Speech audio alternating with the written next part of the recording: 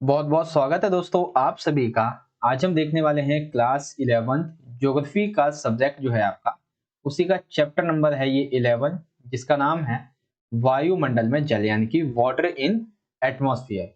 तो इस चैप्टर से संबंधित बच्चों जितने भी आपके मोस्ट इंपॉर्टेंट क्वेश्चन आंसर निकलेंगे उसे हम देखेंगे आज की इस वीडियो में, और ये मैं आपको इंग्लिश में और हिंदी में दोनों ही मीडियम में अच्छे से क्लियरली समझाने वाला हूँ। वीडियो को एंड तक देखिएगा, आपको सभी क्वेश्चन आंसर अच्छे से समझ में आने वाले हैं। वीडियो अच्छी लगे तो अपने दोस्तों के साथ भी ज्यादा से ज्यादा जरूर शेयर कीजिएगा। चलिए स्टार्ट करते हैं बिना देरी करते हुए आज के इंपॉर्टेंट क्वेश्चन आंसर को। तो सबसे पहला आज का हमारा क्वेश्चन है बच्चों, आर्द्रता किसे कहते हैं तथा इसके दो प्रकार लिखिए। ठीक है, जो आपका चैप्टर है ये काफी बड़ा चैप्टर है, ठीक है, और इसमें सारे के सारे जो क्वेश्चन है वो काफी इंपॉर्टेंट ही है, ठीक है ना, क्योंकि इसमें कोई भी जो पॉइंट है वो आपका छोड़ने लायक नहीं है। तो इंपॉर्टेंट क्वेश्चन क्या होने वाले हैं वो देख लेते हैं। पहला क्वेश्चन, आर्द्रता क्या है और दो प्रकार। तो देखते हैं भाई आर्द्रता होती क्या है आखिर। तो हवा में मौजूद जलवाष्प को आर्द्रता कहते हैं, यानी कि ये जो एयर होती है, ठीक है ना, इस वायु में मौजूद जो आर्द्रता होती है उसको हम क्या कहते हैं, और सॉरी, जो मात्रा होती है, जलवाष्प होता है उसे हम आर्द्रता कहते हैं। ये तीन तरह की होती है, लेकिन मैं आपको यहाँ पे दो बता रहा हूँ। निरपेक्ष आर्द्रता, जो वास्तविक मात्रा होती है, यानी कि इस एरिया में, इस वायु में ये जो है ना, यहाँ पे जो इसकी वास्तविक जो मात्रा होगी, ठीक है, उसे हम क्या कहेंगे, निरपेक्ष। ठीक है। सापेक्ष क्या होगी, दिए गए तापमान पर अपनी पूरी क्षमता की तुलना में वायुमंडल में मौजूद आर्द्रता को प्रतिशत को सापेक्ष आर्द्रता कहते हैं, यानी कि वायुमंडल में मौजूद अधिक से अधिक जो आर्द्रता है जिसे हम प्रतिशत में मापते हैं, ठीक है, दर्शाते हैं, ठीक है, तो उसी को हम कह देते हैं सापेक्ष। तो निरपेक्ष क्या हो जाएगी, वास्तविक मात्रा, और सापेक्ष क्या हो जाएगी, जो अपनी पूरी क्षमता यानी कि अधिक से अधिक तापमान पर जो जलवाष्प मौजूद रहेगा उसी को हम कह देंगे सापेक्ष आर्द्रता। सिंपल सा, ठीक है। अब इंग्लिश में, what is called humidity and write its two types. तो the water vapour present in the air is called humidity, absolute humidity, relative humidity. ठीक है, तो यहाँ पे आपको समझ में आ गया क्वेश्चन नंबर फर्स्ट आपका। बहुत ही छोटा सा क्वेश्चन था, इसलिए आपको ये काफी जल्दी आपको समझ में आ भी गया होगा। अब देख लेते हैं question number second. Second question में पूछा गया है, संघनन किसे कहते हैं तथा इसके लिए उत्तरदायी अवस्थाओं का वर्णन कीजिए। ठीक है, ये आपका क्वेश्चन जो है वो 2 या 3 मार्क्स में पूछा जा सकता है। होता क्या है ये और इसकी अवस्था है, इसके बारे में एक अलग क्वेश्चन और बनेगा कि संघनन के प्रकार कौन कौन से हैं, तो उसे भी अभी हम देखेंगे। तो जलवाष्प का जल के रूप में बदलना संघनन कहलाता है, यानी कि जो जलवाष्प होता है जब वो जल के रूप में बदल जाता है तो उसे संघनन कह देते हैं। जलवाष्प क्या है, जलवाष्प एक ऐसी गैस है, देखिए जलवाष्प का मतलब ये नहीं कि जल है, जलवाष्प जो है वो वायुमंडल में उपस्थित एक ऐसी गैस है जो जल के रूप में उपस्थित होती है। ठीक है, तो जब वो पूर्ण रूप से जल में बदल जाते हैं उसे संघनन कह देते हैं। अब अवस्थाएं देख लीजिए, जब वायु का आयतन नियत हो एवं तापमान उष्मांक तक गिर जाए, यानी कि आयतन नॉर्मल हो, ठीक है, और उष्मांक जो तापमान है वो इस हद तक आ जाए कि ओस बनने लगे। वायु का आयतन तथा तापमान दोनों ही कम हो जाए, वाष्पीकरण के द्वारा वायु में और अधिक जलवाष्प प्रविष्टि हो जाए। लेकिन इसकी सबसे अच्छी जो अवस्था वो मानी जाती है जब हवा के तापमान में कमी होती है, तब संघनन अच्छे से हो सकता है। संघनन की प्रक्रिया तभी अच्छे से की जा सकती है। ठीक है, तो क्वेश्चन नंबर सेकंड जो है वो काफी उतना इंपॉर्टेंट नहीं है, लेकिन अगर यहाँ पे क्वेश्चन पूछा जाएगा ना तो सिर्फ ये पूछा जाएगा कि संघनन किसे कहते हैं। इसके अवस्थाएं काफी कम पूछी जाती हैं, लेकिन ये जरूर पूछा जा सकता है संघनन कहते किसे। ठीक है, 1 मार्क्स में। चलिए अब इसको इंग्लिश में लिखेंगे, what is conduction and describe the conditions responsible for it. ठीक है, तो सबसे पहले बता देंगे आखिर ये है क्या और उसके बारे में जो कंडीशंस है इसके बारे में। फिर अब हम देख लेते हैं हमारा जो इंपॉर्टेंट क्वेश्चन है इस चैप्टर का। ठीक है, बाकी अभी जो मैं आपको क्वेश्चन आंसर बताने वाला हूँ वो भी बहुत इंपॉर्टेंट है, तो सभी को आप अच्छे से देखिएगा, ध्यान से देखिएगा, आपको सभी क्वेश्चन आंसर अच्छे से समझ में आने वाले हैं। तो क्वेश्चन नंबर थर्ड है, संघनन के रूपों का वर्णन कीजिए तथा उनके लिए आवश्यक अवस्थाओं को भी लिखें। यानी कि संघनन के जो रूप है वो आपको समझाने हैं और जो आवश्यक अवस्थाएं हैं वो आपको समझाने हैं। तो सबसे पहला है रूप ओशांक। अब ये ओशांक क्या चीज है, तो समझिए ओशांक क्या है, जब आर्द्रता धरातल के ऊपर हवा में संघनन केंद्रकों पर स्थित संघनित न होकर ठोस वस्तु जैसे कि पत्थर, घास, पौधों की पत्तियों पर पानी की बूंदों के रूप में जमा हो जाता है, तब इसे ओस के नाम से जाना जाता है। तो ओस क्या हो जाता है कि जब आर्द्रता ये संघनन के केंद्रों में ना रहकर ये पत्थर पर, घास पर या पौधों की पत्तियों पर जब पानी के रूप में बूंदों के रूप में उसमें जमा हो जाती तो इसे कहते हैं हम ओस। मुख्य अवस्था क्या होगी? आकाश, शांत हवा, उच्च सापेक्ष आर्द्रता एवं ठंडी तथा लंबी रातें। ठीक है, ओस कंप्लीट हो गया। अब समझिए तुषार क्या है? यह ठंडी सतहों पर बनता है, यानी कि जो सतह पहले से ही ठंडी होती है उस पर बनता है। जब संघनन तापमान के जमाव बिंदु यानी कि 0 डिग्री सेल्सियस या उससे नीचे चला जाए तब ये तुषार बनता है। इसके अलावा नमी पानी की बूंदों की बजाय बर्फ के छोटे छोटे कणों के रूप में जमा होता है, अर्थात ये जो तुषार है वो पानी की बूंदों की बजाय बर्फ के जो छोटे छोटे कण होते हैं ना उसके रूप में ये जमा होता है। अब अवस्थाएं देख लीजिए, उसके बनने की अवस्थाओं के ये समान ही होते हैं, बस इसमें क्या होता है कि तापमान जमाव बिंदु यानी कि 0 डिग्री सेल्सियस या उससे नीचे होना चाहिए। ठीक है, ये आ गया समझ। उसके बाद आगे देखिए, आगे है कोहरा एवं कुहासा।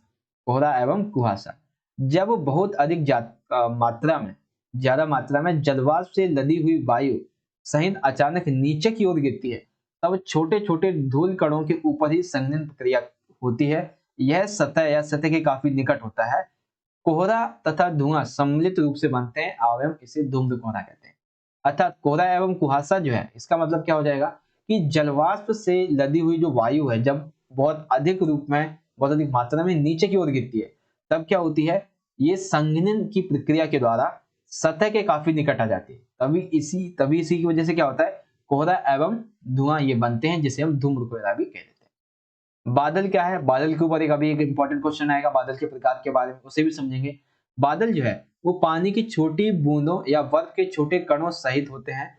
ये पर्याप्त ऊंचाई पर स्वतंत्र हवा में जलवाष्प के संघनन के कारण बनते हैं, यानी कि बादल जो है वो पर्याप्त ऊंचाई पर स्वतंत्र हवा में जलवाष्प के संघनन के कारण बनते हैं, जो कि छोटी छोटी बूंदों या बर्फ के छोटे कणों के सहित होते हैं। ठीक है, तो क्वेश्चन नंबर 3 भी आपका आई होप यहाँ पे समझ में आ गया होगा आपको इजीली। ठीक है ना, तो इसे मैं यहाँ पे रफ कर देता हूँ। एंड ये जो क्वेश्चन है वो अगर पूछा जाएगा तो अराउंड आपका 4 मार्क्स में ये पूछा जाएगा अगर पूछा जाता है तो। ठीक है, 3 हो गया। इंग्लिश में देख लीजिए आप किस तरह से लिखेंगे। तो सबसे पहले तो describe the forms of condition and also right the conditions required for the. तो सबसे पहले dew, frost, fog and mist and clouds. ठीक है, तो ये 4 पॉइंट आप लिख देंगे इसमें। ये हो गया आपका इंग्लिश मीडियम में कंप्लीट। अब समझिए इसको हिंदी मीडियम में। अगला क्वेश्चन, तो अगले क्वेश्चन को हिंदी मीडियम में समझने के लिए देखिए, तो बादलों के प्रकारों का वर्णन कीजिए। अब बादलों के यहाँ पे प्रकार समझिए। तो सबसे पहला है वर्षा मेघ। तो सबसे पहले बादल देख लीजिए होते क्या है। तो बादलों का निर्माण वायु में उपस्थित महीन धूल कणों के केंद्रक के चारों ओर जलवाष्प के संघनन से होता है। बादलों का प्रकार कैसे होता है? जो वायु में यानी कि हवा में मौजूद जो धूलकण होते हैं इसके जब ये केंद्रक के चारों ओर घूम जाते हैं और जलवाष्प के रूप में संघनित हो जाते हैं तो इसी से बादल का निर्माण होता है। अब बादल के प्रकार, तो बादल के मुख्यतः 4 से 5 प्रकार हैं। तो सबसे पहला है वर्षा मेघ। ये क्या होता है? वर्षा मेघ काले या गहरे स्लेटी रंग के होते हैं। वर्षा मेघ कैसे होते हैं? वर्षा मेघ जो है वो कैसे होते हैं? काले या फिर स्लेटी रंग के होते हैं। ये मध्य स्तरों या पृथ्वी की सतह के काफी नजदीक बनते हैं, यानी कि ये जो हमारी पृथ्वी की सतह है इसके ये काफी नजदीक बनते हैं। ये सूर्य की किरणों के लिए बहुत अपारदर्शी होते हैं, यानी कि सूर्य की किरणें जो है उसके लिए काफी अपारदर्शी होते हैं। कभी कभी ये बादल इतनी कम ऊंचाई पर भी होते हैं कि हमें लगता है कि ये जो बादल है ये धरती को छूते हुए प्रतीत भी होते हैं। ठीक है, अब अगर पूछ लेगा कि वर्षा मेघ के स्तर क्या है तो आप ये एक पॉइंट लिख देंगे, वर्षा मेघ के स्तर है ऊंचे बादल, मध्य ऊंचाई के बादल और कम ऊंचाई के बादल। तो ऊंचे बादल में क्या सम्मिलित हो जाएंगे? पक्षाव, पक्षाभ स्तरीय और पक्षाभ कपासी। मध्य ऊंचाई के बादल स्तरीय मध्य, कपासी मध्य। कम ऊंचाई के बादल स्तरीय कपासी, स्तरीय वर्षा मेघ एवं कपासी वर्षा मेघ। ठीक है, तो सिंपल सा ये आप लिख देंगे वर्षा मेघ के स्तर के बारे में। तो यहाँ पे ये आपको समझ में आ गया आपका क्वेश्चन नंबर 4 का जो आपका पहला पॉइंट है वर्षा मेघ किन्हें कहते हैं इनके बारे में। ठीक है, चलिए आगे बढ़ लेते हैं अपने अगले पॉइंट की तरफ।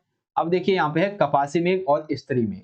तो सबसे कपासी मेघ देखिए, इनका निर्माण 4000 से 7000 मीटर की ऊंचाई तक होता है। ठीक है, यानी कि पृथ्वी की सतह से तकरीबन 4 से 7000 की ऊंचाई तक क्या होता है इनका निर्माण होता है, मीटर की ऊंचाई तक। और ये एकदम रुई की तरह दिखते हैं, ये बादल रुई की तरह दिखते हैं। ये छितरे तथा इधर उधर बिखरे होते हैं, यानी कि छितरे भी होते हैं और इधर उधर बिखरे भी होते हैं एवं ये चपटे आधार वाले होते हैं। सिंपल।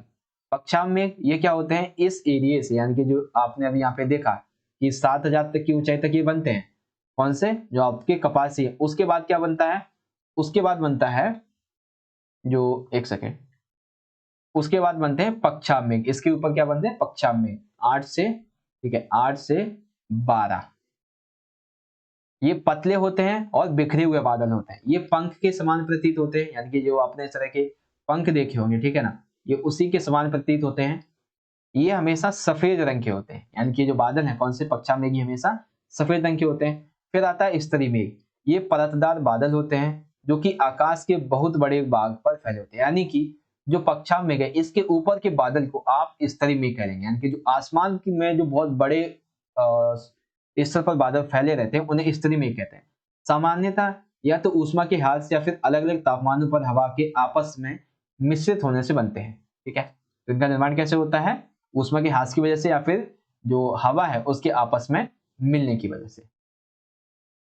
तो ये चीज आपको समझ में आ गई यहाँ पे कि जो मेघ है उनके प्रकार। तो बादलों के प्रकार, वर्षा मेघ, कपासी मेघ, पक्षाम मेघ और स्तरी मेघ। इंग्लिश में समझ लीजिए। तो डिस्क्राइब, एक second, describe the types of cloud. तो सबसे पहले rain clouds, rain cloud level, ये कर देंगे। उसके बाद cotton cloud, side cloud and layered cloud. तो ये आपके 4 पॉइंट यहाँ पे कंप्लीट हो जाते हैं एंड आपका क्वेश्चन नंबर 4 भी यहाँ पर कंप्लीट हो जाता है, ठीक है। ये आई होप आपको अभी तक के 4 प्रश्न जो मैंने समझाए हैं वो इजीली तरीके से आपको समझ में आ रहे होंगे। अब देखते हैं हम क्वेश्चन नंबर 5। क्वेश्चन नंबर 5 है हमारा, जल वर्षा कैसे होती है, ठीक है। जल वर्षा जो है वो आखिर होती कैसे है, जल वर्षा कैसे होती है एवं वर्षा के प्रकारों का वर्णन कीजिए। तो ये प्रश्न आपका 5 मार्क्स में पूछा जा सकता है, याद रखिएगा।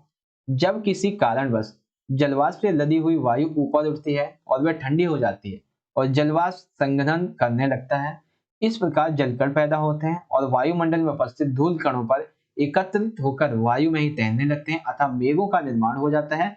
मेघ किसी अवरोध से टकराकर अपनी नमी को जल के रूप में पृथ्वी के धरातल पर गिरा देते हैं, इससे जल वर्षा। तो अब इससे समझिए क्या कहता है। तो ये कहता है कि जलवाष्प से भरी हुई जो वायु होती है वो क्या होती है, किसी कारण वजह से ऊपर की तरफ उठने लगती है, सतह से ऊपर की तरफ, जिससे क्या होता है, वायु का संघनन हो जाता है।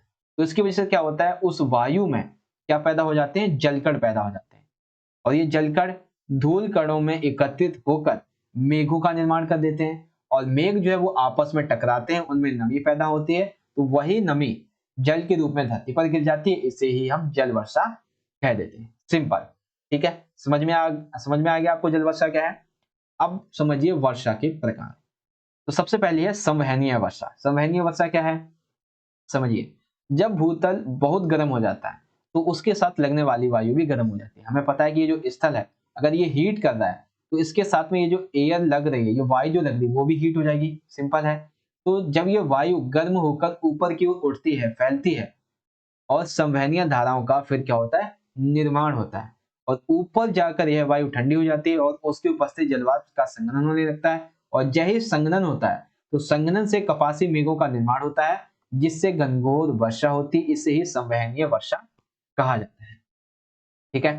तो संवहनीय वर्षा क्या है, ये किस तरह से होती है, ये चीज इजीली आई होप आप सभी को अच्छी से समझ में आ गई होगी एंड मैं आशा करता हूँ कि जल वर्षा और ये जो आपका पॉइंट है कौन सा, संवहनीय वर्षा, ये भी आप सभी को अच्छे से समझ में आया होगा। चलिए आगे देख लेते हैं।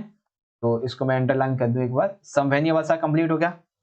अब समझिए पर्वतीय वर्षा। तो ये पर्वतीय वर्षा क्या है, पर्वतीय वर्षा जो है इसे आप इस तरह से समझ सकते हैं, जलवाष्प से लदी हुई वायु गर्म होकर पर्वत, देखिए पर्वतीय यानी कि पर्वत के आसपास होगी, तो पर्वत या पठार की ढलान के साथ ऊपर चढ़ती है, यह वायु ठंडी हो जाती है, ठंडी होने से संतृप्त हो जाती है और ऊपर चढ़ने से जलवाष्प का संघनन होने लगता है, इसी से वर्षा होती है, इसे ही पर्वतकृत वर्षा कहते हैं। यानी कि जलवाष्प से लदी हुई वायु या फिर जलवाष्प से जो युक्त वायु है, जब वो किसी पर्वत या पठार की ढलान के साथ ऊपर चढ़ती है, ठीक है, ये जो पठार या पर्वत है इसकी ढलान के साथ ही ऊपर की साइड चढ़ती है, तो क्या होती है, ठंडी हो जाती है। ठंडी होती है तो इससे क्या होता है कि जलवाष्प, इसमें जलवाष्प उत्पन्न होता है, जलवाष्प की उत्पन्न होने की वजह से, ठंडी होने की वजह से क्या होता है, ये संघनन हो जाता है, संघनन होता है तो उसके बाद बादल का निर्माण होता है, फिर वर्षा हो जाती है, तो इसी को कहते हैं पर्वतकृत वर्षा। यह वर्षा उन क्षेत्रों में अधिक होती है जहां पर पर्वत श्रेणी समुद्र के निकट, यानी कि ये जो पर्वत श्रेणी है ये कहाँ पे होनी चाहिए, सी यानी कि समुद्र के निकट होगी।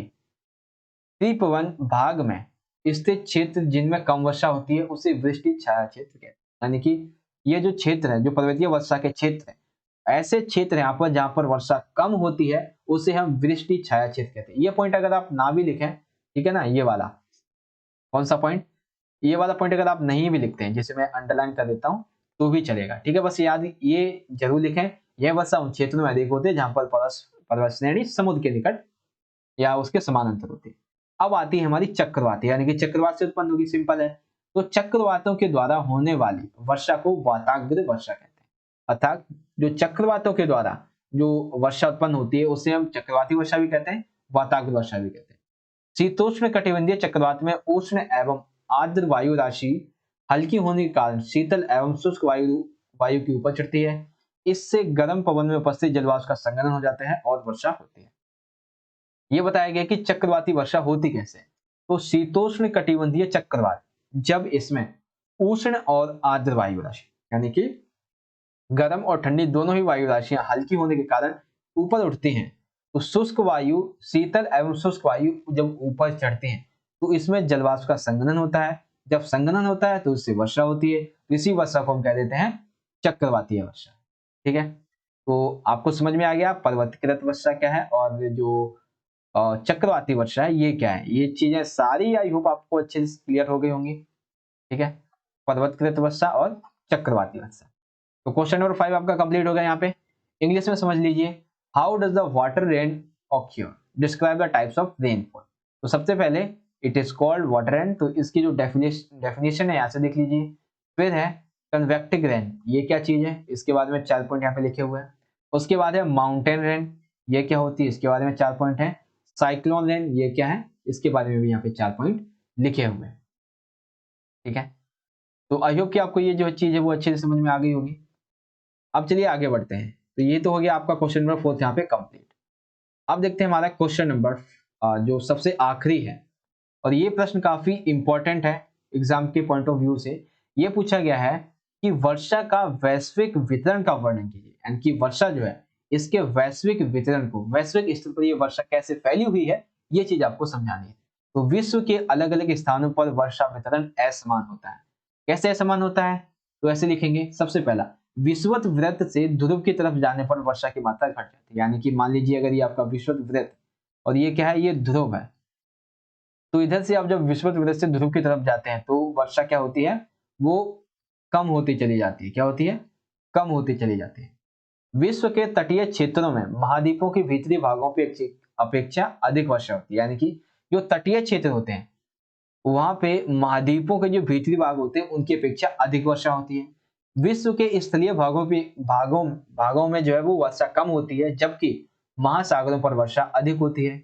विषुवत वृत्त से 35 डिग्री से लेकर 40 डिग्री उत्तर एवं दक्षिणी अक्षांशों के मध्य पूर्वी तटों पर बहुत अधिक वर्षा होती है, तब पश्चिम की तरफ ये घटती जाती है। यानी कि जब आप ईस्ट से चलते हैं, ठीक है, तो ईस्ट से लेके विषुवत वृत्त की बात हो रही है, विषुवत वृत्त से ईस्ट से लेके जब आप वेस्ट की तरफ चलते हैं तो वर्षा की मात्रा क्या होती है, घटती जाती है।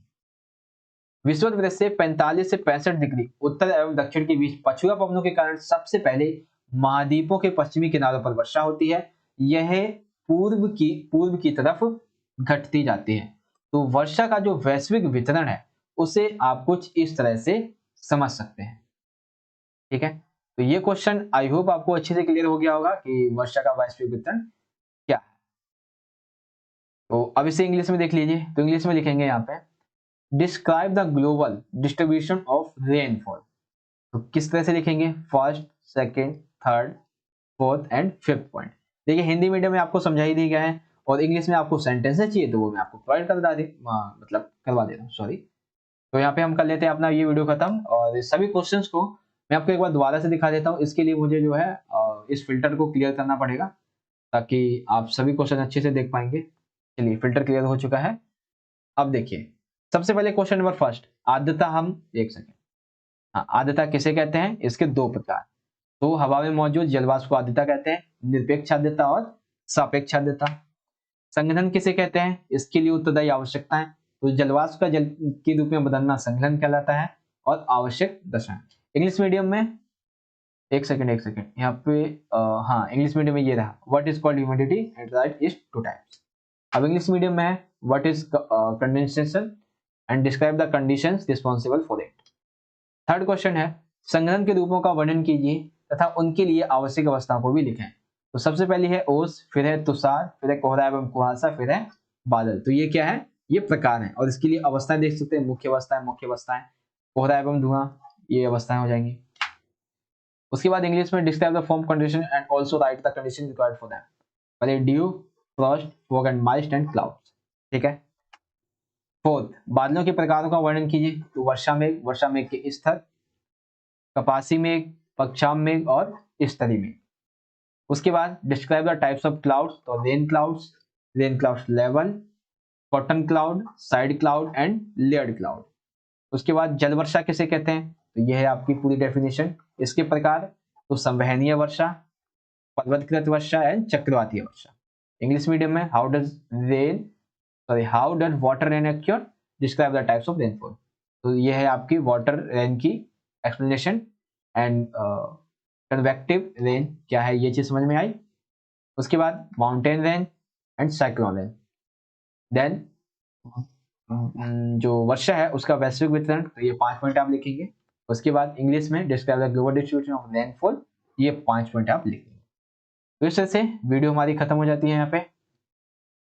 तो एक आखिरी चीज मैं आपको बताना चाहूंगा, अगर अभी तक आपने हमारे चैनल को सब्सक्राइब नहीं किया, अगर वीडियो देखने के बाद अगर आपको चैनल अच्छा लगा है, आपको अपना चैप्टर अच्छे समझ में आ गया है, तो लाइक तो जरूर कीजिएगा, लाइक जरूर करें, अपने दोस्तों को भी ज्यादा से ज्यादा शेयर करें और कमेंट करके बताइएगा आपको कैसा लगा है।